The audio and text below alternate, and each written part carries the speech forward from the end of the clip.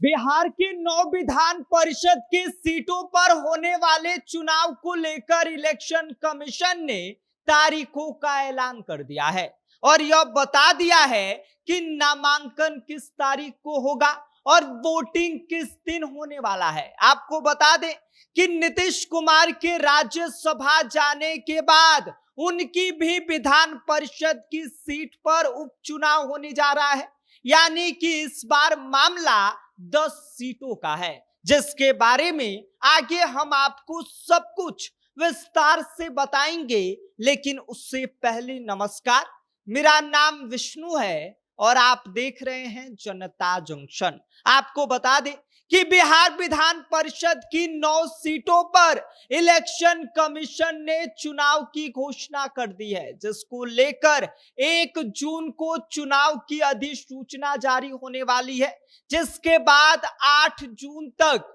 जो भी विधान परिषद के कैंडिडेट हैं वे अपना नामांकन दाखिल कर पाएंगे। 8 जून तक नामांकन दाखिल करने की समय सीमा रखी गई है। इसके बाद 9 जून को जितने भी लोगों ने नामांकन पत्र दाखिल किया है उनके नामांकन पत्र की जांच होगी, जिसके बाद अगर कोई कैंडिडेट अपना नाम वापस लेना चाहता है तो उसके लिए 11 जून तक का समय रखा गया है। इसके अलावा आपको बता दें कि 18 जून को 9 विधान परिषद सीटों के अलावा एक सीट पर उपचुनाव होने जा रहा है। ऐसे में 18 जून को ही वोटिंग होगा, काउंटिंग भी होगी और शाम तक रिजल्ट का भी ऐलान कर दिया जाएगा। तो कुल मिलाकर बात यह है कि अब चुनाव की तारीखों का ऐलान हो गया है। ऐसे में देखना यह दिलचस्प होगा कि पलड़ा किसका भारी पड़ता है। इसके साथ ही आपको बता दें कि जिन 9 सीटों पर विधान परिषद का चुनाव होने जा रहा है, इसमें से 4 सीट जो है वो जेडीयू की खाली हो रही है। उनके पहले विधान परिषद के सदस्य गुलाम गौस है जिनकी सीट खाली हो रही है, विश्व सहनी की खाली हो रही है जो जेडीयू से है। इसके अलावा जेडीयू से एक और सदस्य है कुमुद वर्मा, उनकी सीट जो है वो खाली हो रही है। भगवान सिंह जो है उनकी सीट खाली हो रही है। इसके अलावा भाजपा की 2 सीट जो है वो खाली हो रही है, जिसमें से सम्राट चौधरी और संजय मयूख की सीट है। इसके अलावा आपको बता दें कि बाकी की जो 3 सीटें हैं इनमें से 1 सीट कांग्रेस की है और 2 सीट आरजेडी की है। इसके अलावा 1 सीट पर उपचुनाव होने जा रहा है और वो सीट सबसे हाई प्रोफाइल सीट कही जा रही है, क्योंकि वो जो जिस सीट पर उपचुनाव होने जा रहा है वो नीतीश कुमार की है और नीतीश कुमार के अब राज्यसभा जाने के बाद उनकी यह सीट खाली हो गई है। तो कुल मिलाकर 10 सीटों पर चुनाव होगा। ऐसे में अगर जीत का फॉर्मूला देखा जाए तो एनडीए गठबंधन का पलड़ा भारी होता हुआ दिखाई दे रहा है, क्योंकि इनमें से 9 सीट एनडीए के खाते में डायरेक्ट जाएगी, जबकि 1 सीट आरजेडी को मिल सकती है, क्योंकि 1 सीट पर चुनाव जीत के लिए कम से कम जो है वो 25 विधायकों का समर्थन चाहिए और आरजेडी के पास कुल 25 विधायक ही है।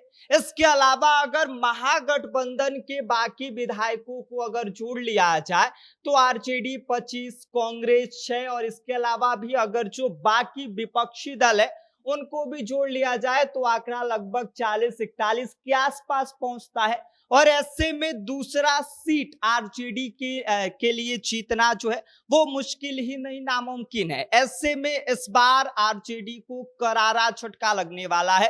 कांग्रेस को जो है वो उनका 1 सीट तो खाली हो रहा है, जिस सीट पर कांग्रेस अपना जो है वो विधान परिषद के अंदर ये जो सीट उनकी खाली हो रही है उस पर अस्तित्व बचाना भी उनके लिए जो है वो मुश्किल नहीं नामुमकिन होता हुआ दिखाई दे रहा है। जहां पर आपको बता दें कि आरजेडी की 2 सीटें खाली हो रही हैं, कांग्रेस 1, यानी कि महागठबंधन की 3 सीटों में से सिर्फ 1 ही सीट बच पाएगी, जबकि वहीं पर देखा जाए एनडीए गठबंधन की तो उन्हें तगड़ा फायदा होगा, क्योंकि उनकी तरफ 2 सीट जो महागठबंधन की जो वो हारेंगे वो इनकी तरफ आ जाएगा। तो कुल मिलाकर जो है वो इस बार एनडीए का जलवा दिखेगा विधान परिषद के चुनाव में। और इसके अलावा आपको बता दें कि इस बार का पूरा फॉर्मूला भी सेट कर लिया गया है कि विधान परिषद की 9 जो सीटें एनडीए के खाते में आ रही हैं, उनमें से कितनी सीटें जो है वो किसको किसको मिलने वाली है। तो आपको बता दें कि इनमें से जेडीयू को 4 मिलेगा, बीजेपी 3 सीट अपने पास रखेगी। इसके अलावा जो चिराग पासवान की पार्टी है उनको 2 सीटें के आसपास मिल सकती है और 1 सीट उपेंद्र कुशवाहा के बेटे जो हैं वो दीपक प्रकाश, उनको जो है वो सीट किया जाएगा। तो कुल मिलाकर पूरा फॉर्मूला तय कर लिया गया है एनडीए की ओर से। इस बार तेजस्वी यादव को भी करारा झटका लगेगा, क्योंकि विधानसभा के चुनाव में 75 से 25 सीट पर आना और महागठबंधन के खाते में कम सीटें आना जो है वो विधान परिषद के चुनाव में भी इसका बड़ा नुकसान जो है वो होता हुआ दिखाई देगा। बाकी आप इस पूरी खबर को लेकर क्या सोचते हैं, इस पर आपकी क्या कुछ प्रतिक्रिया है, अपनी राय हमें कमेंट कर दीजिए। आप देख रहे हैं जनता जंक्शन, मेरा नाम विष्णु है।